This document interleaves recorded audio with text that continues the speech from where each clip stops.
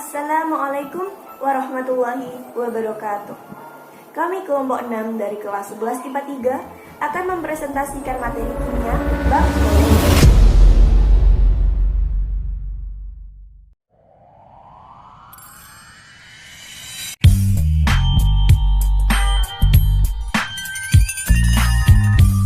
Nama saya Laila Idasya Jadidah, nomor presensi 21. Indonesia Andiyati, nomor presensi 22. Nama saya Majesta Zaki Wasono, nomor absen 23. Perkenalkan, nama saya Muhammad Fadil Arafik, absen 20. Sebelum membahas koloid lebih lanjut, koloid berasal dari bahasa Yunani kola, yang berarti lem. Kira-kira kenapa ya disebut seperti itu? Mari kita cari jawabannya bersama-sama. Pertama-tama, sistem dispersi koloid. Dispersi dalam KBBI berarti penyebaran. Sistem dispersi koloid adalah campuran antara fase terdispersi dengan medium pendispersi. Fase terdispersi adalah zat terlarut dan medium pendispersi adalah zat pelarut. Sebelum saya lanjutkan, saya akan sedikit membahas tentang fase. Apa sih fase itu? Fase adalah himpunan atau kuantitas zat yang serba sama, baik secara fisik maupun kimia. Biasanya fase kita gunakan untuk mengidentifikasikan wujud zat. Jadi, selama ini fase yang kita ketahui ada 3, yaitu fase cair, fase gas, dan fase padat. Sekali lagi saya ulangi mengenai sistem dispersi. Sistem dispersi adalah campuran antara fase terdispersi dengan medium pendispersi. Ada 3 jenis dispersi. Yang pertama adalah larutan, yang kedua adalah koloid, dan yang ketiga adalah suspensi. Coba Anda lihat ketiga campuran pada gambar berikut. Yang pertama, ada air dan gula sebagai larutan sejati. Yang kedua, ada air dan kanji sebagai koloid. Dan yang ketiga, ada air dengan pasir sebagai suspensi. Kira-kira berdasarkan gambar tersebut, apa sih perbedaan antara ketiga jenis dispersi tersebut? Untuk mengetahui jawabannya, mari kita lihat tabel karakteristik dispersi berikut. Dapat kita lihat dari baris teratas pada tabel bahwa ada 3 jenis dispersi. Yang pertama adalah larutan atau larutan sejati yang dapat kita identifikasikan sebagai dispersi halus. Di sampingnya ada dispersi koloid, dan di sampingnya ada suspensi yang dapat kita identifikasikan sebagai dispersi kasar. Untuk mengetahui masing-masing karakteristiknya, mari kita baca nomor 1 hingga 8 yang ada pada tabel. Nomor 1. Larutan bersifat homogen. Koloid tampak homogen, namun sejujurnya koloid itu heterogen. Dan suspensi heterogen. Nomor 2. Larutan memiliki 1 fase. Koloid memiliki 2 fase. Namun, 2 fase pada koloid hanya dapat dilihat jika kita menggunakan mikroskop ultra. Suspensi memiliki 2 fase. Nomor 3, larutan tampak jernih. Koloid tampak keruh, namun jika didiamkan tidak akan memiliki endapan. Dan pada suspensi, keruh namun berbeda dengan koloid. Jika suspensi didiamkan, maka akan memiliki endapan. Nomor 4. Larutan tidak dapat disaring. Koloid dapat disaring, namun lagi-lagi koloid hanya akan dapat disaring jika dengan menggunakan kertas saring ultra. Dan suspensi dapat disaring. Nomor 5. Pada larutan bersifat stabil. Pada koloid juga relatif stabil, tapi larutan lebih stabil daripada koloid. Dan pada suspensi bersifat tidak stabil. Jadi, koloid akan lebih stabil daripada suspensi.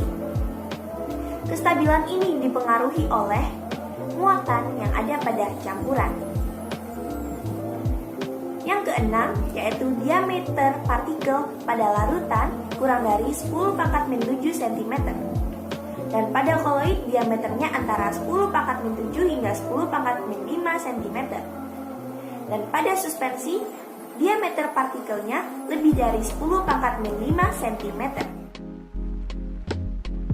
Setelah mengetahui bahwa koloid merupakan salah satu jenis dispersi yang terdiri atas dua fase zat yang dapat dilihat dengan mikroskop ultra, koloid dapat kita bedakan jenisnya loh, berdasarkan apa fase terdispersi dan apa medium pendispersinya. Untuk membahas mengenai jenis-jenis koloid, dapat kita lihat pada tabel berikut. Mari kita lihat pada baris teratas tabel jenis-jenis koloid. Ada dua hal yang mempengaruhi jenis koloid, yaitu medium pendispersi dan fase terdispersinya. Ada 3 medium dan ada juga 3 fase, yaitu padat, cair, dan gas. Fase padat yang bercampur dengan medium padat akan menghasilkan sol padat. Koloid sol padat contohnya kaca berwarna dan paduan logam seperti kuningan. Fase padat bercampur dengan medium cair akan menghasilkan koloid sol cair. Contohnya adalah cat, gelatin, lem kanji, tanah liat, dan tinta. Mendengar kata-kata lem, tidakkah kalian ingat pada pertanyaan di awal presentasi tadi? Koloid berasal dari bahasa Yunani kola yang berarti lem. Apa ya korelasinya? Korelasinya adalah karena penamaan koloid berdasarkan kemampuannya yang sama dengan lem, yaitu suka berdifusi. Selanjutnya, fase padat bertemu dengan medium gas akan menghasilkan aerosol padat. Contohnya asap dan debu. Kita ganti ke fase cair. Fase cair bertemu dengan medium padat akan menghasilkan emulsi padat. Contohnya agar-agar, keju, mentega, mutiara, dan silika gel. Kemudian fase cair bertemu dengan medium cair akan menghasilkan emulsi cair. Contohnya es krim, krim wajah, mayonaise, santan, dan susu. Fase gas bertemu dengan medium gas akan menghasilkan aerosol cair. Contohnya awan, kabut, dan embun. Selanjutnya kita ganti ke fase gas. Fase gas bertemu dengan medium padat akan menghasilkan busa atau buih padat. Contohnya batu akung, gabus sintetis, karet busa, marshmallow. Fase gas bertemu dengan medium cair akan menghasilkan buih atau busa cair. Contohnya busa sabun dan krim kocok. Tapi ketika kalian lihat pada tabel berikut, tidakkah ada yang janggal? Mengapa fase gas bercampur dengan medium gas tidak ada namanya, bahkan tidak ada contohnya? Seperti ada yang kurang. Kenapa hanya ada 8 jenis koloid bukannya 9? Jawabannya adalah campuran antara fase terdispersi gas dengan medium pendispersi gas selalu menghasilkan campuran homogen atau satu fase. Jadi, campuran antara gas dengan gas tidak menghasilkan koloid. Oleh sebab itu, tidak ada jenis koloid yang dihasilkan dari fase terdispersi gas dengan medium pendispersi gas.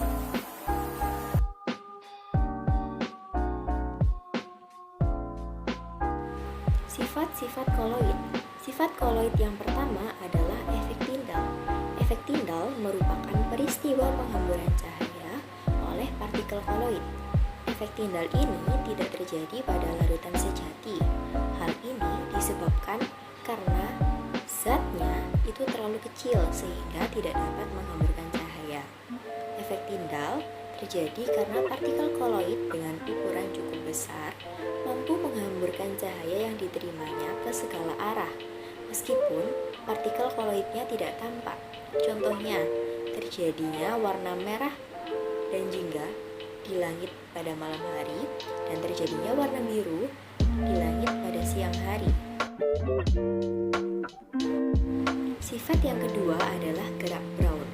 Gerak Brown terjadi apabila partikel koloid diamati menggunakan mikroskop, maka akan tampak bintik-bintik yang berkilauan karena menghamburkan cahaya. Apabila bintik-bintik tersebut terus diamati, maka akan terlihat partikel koloid tersebut bergerak terus-menerus secara acak, membentuk lintasan berliku. Sifat ketiga yaitu elektroforesis. Elektroforesis adalah peristiwa pergerakan partikel koloid karena terjadi pengaruh medan listrik. Pergerakan partikel koloid ini dapat diamati menggunakan alat sel elektroforesis. Jadi, sebuah tabung diisi dengan larutan elektrolit yang mempunyai muatan sama dengan dispersi koloid. Lalu, partikel koloid ini akan bergerak saat terhubung dengan sumber arus listrik. Apabila partikel koloid bermuatan negatif, maka koloid bergerak menuju elektroda positif. Begitupun sebaliknya. Elektroforesis dapat dimanfaatkan pihak kepolisian dalam mengidentifikasi korban yang tidak dikenal melalui tes DNA. Sifat koloid yang keempat adalah adsorpsi. Adsorpsi adalah proses penyerapan suatu partikel zat, baik berupa ion ataupun molekul pada permukaan zat, sehingga koloid akan memiliki muatan listrik. Adsorpsi dapat terjadi karena adanya gaya tarik yang tidak seimbang pada partikel zat. Jika partikel koloid ini mengabsorpsi ion yang ada di medium pendispersinya, maka partikel koloid menjadi bermuatan listrik. Contohnya yaitu pemisahan mineral logam, lalu penjernihan air tebu, dan juga penyembuhan sakit perut akibat bakteri patogen.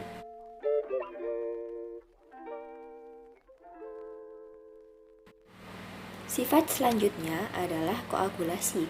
Koagulasi sendiri adalah peristiwa penembakan partikel koloid sehingga fase terdispersinya terpisah dari medium pendispersinya. Koagulasi dapat terjadi karena dispersi koloid kehilangan kestabilan dalam mempertahankan partikelnya untuk tetap tersebar di dalam mediumnya. Contohnya yaitu penggumpalan lumpur, lalu pembentukan delta di daerah muara sungai, dan juga penetralan albumin di dalam darah. Lalu ada juga sifat dialisis.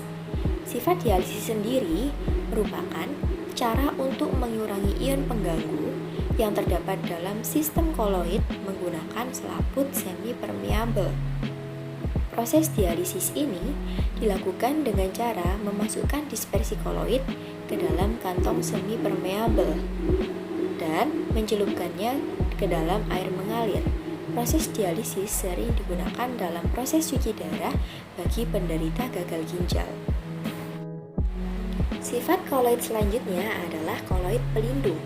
Koloid pelindung adalah koloid yang dapat melindungi koloid lain agar tidak terjadi koagulasi. Koloid pelindung bekerja dengan cara membentuk lapisan di sekeliling partikel koloid lain. Contoh penggunaan koloid pelindung adalah lesitin, kelatin, minyak silikon, dan juga kasein. Sol liofil adalah sol yang fase terdispersinya mempunyai afinitas besar dalam menarik medium pendispersinya. Apabila medium pendispersinya air, disebut hidrofil. Lalu, untuk sol liofob adalah sol yang fase terdispersinya mempunyai afinitas kecil terhadap medium pendispersinya. Jika medium pendispersinya adalah air, maka disebut sol hidrofob. Berikut adalah perbedaan sol liofob dan sol liofil.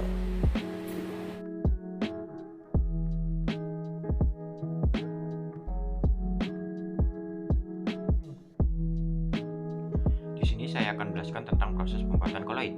Nah, koloid itu sendiri berada di antara suspensi dan larutan sejati. Untuk koloid yang berasal dari larutan sejati dapat dibuat dengan cara kondensasi. Lalu untuk koloid yang berasal dari suspensi dapat dibuat dengan cara dispersi. Yang pertama, ada cara kondensasi. Nah, proses ini dapat dilakukan dengan cara menggabungkan partikel kecil menjadi ukuran yang lebih besar. untuk cara kondensasi ini dapat dibedakan menjadi dua, yaitu cara fisika dan cara kimia. Kondensasi dengan cara kimia dapat dilakukan dengan empat macam reaksi, yaitu reaksi pengendapan, reaksi hidrolisis, reaksi pemindahan atau substitusi, reaksi redoks. Reaksi pengendapan dapat dilakukan dengan cara menambahkan dua macam elektrolit hingga menjadi endapan yang berukuran koloid. Di sini contohnya ada PbNO3 2 ditambah 2NaI menjadi PbI2 plus 2NaO3. Nah, PbNO3 2 ini menjadi PbI2 yang dimana PbNO3 2 ini berbentuk larutan, PbI2 berbentuk solid. Nah, larutan menjadi solid, itulah yang disebut dengan cara kondensasi. Reaksi hidrolisis dilakukan dengan cara menambahkan air pada garam tertentu. Di sini contohnya ada FeCl3, yang dimana FeCl3 ini adalah garam yang dibuat dari asam lemah dan basa lemah ditambah dengan H2O menjadi FeOH2 ditambah HCl. Reaksi pemindahan atau substitusi adalah pembuatan koloid yang menggunakan reaksi pemindahan. Di sini contohnya ada AS2O2 ditambah 3H2S menjadi ASS plus 3H2O. Yang terakhir ada reaksi redoks. Nah, reaksi redoks ini selalu diikuti dengan perubahan bilangan Bilox atau bilangan oksidasi. Contohnya ada 2H2S ditambah SO2 menjadi 3S ditambah 2H2O. Bilangan Bilox pada 22 adalah -2, lalu pada bilangan Bilox pada 3S adalah 0. Nah, yang dimana 2S menjadi 3S itu mengalami oksidasi. Kondensasi dengan cara fisika dapat dilakukan dengan 3 cara, yaitu penggunaan uap, pendinginan, dan penggantian pelarut. Untuk penggunaan uap biasanya dilakukan pada pembuatan sel raksa. Sel raksa dibuat dengan cara menguapkan raksa, lalu uap tersebut akan dialiri oleh air dingin sehingga diperoleh partikel raksa yang berukuran koloid.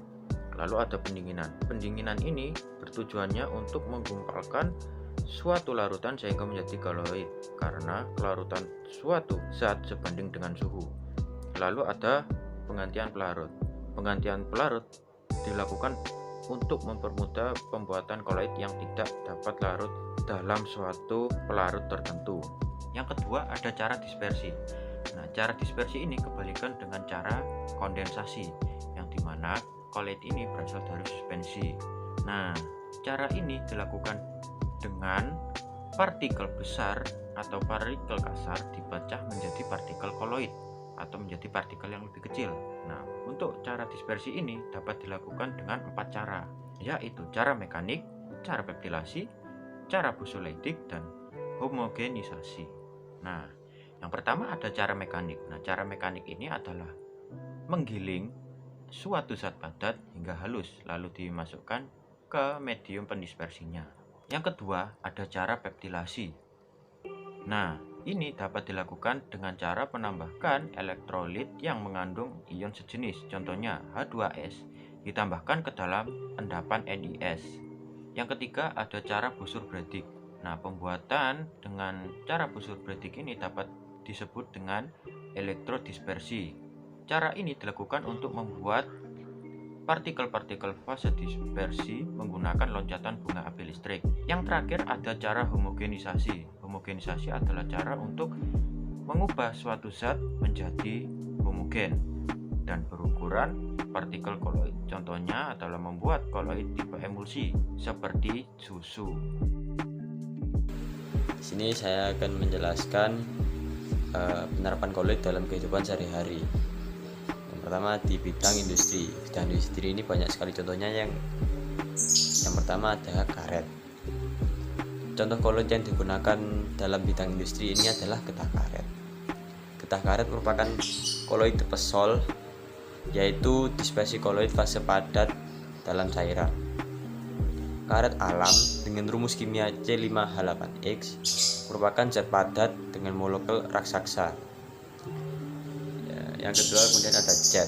Jet merupakan koloid tipe sol cair Dalam pembuatan zat, partikel-partikel padat didispersikan suatu pelarut berwujud cair.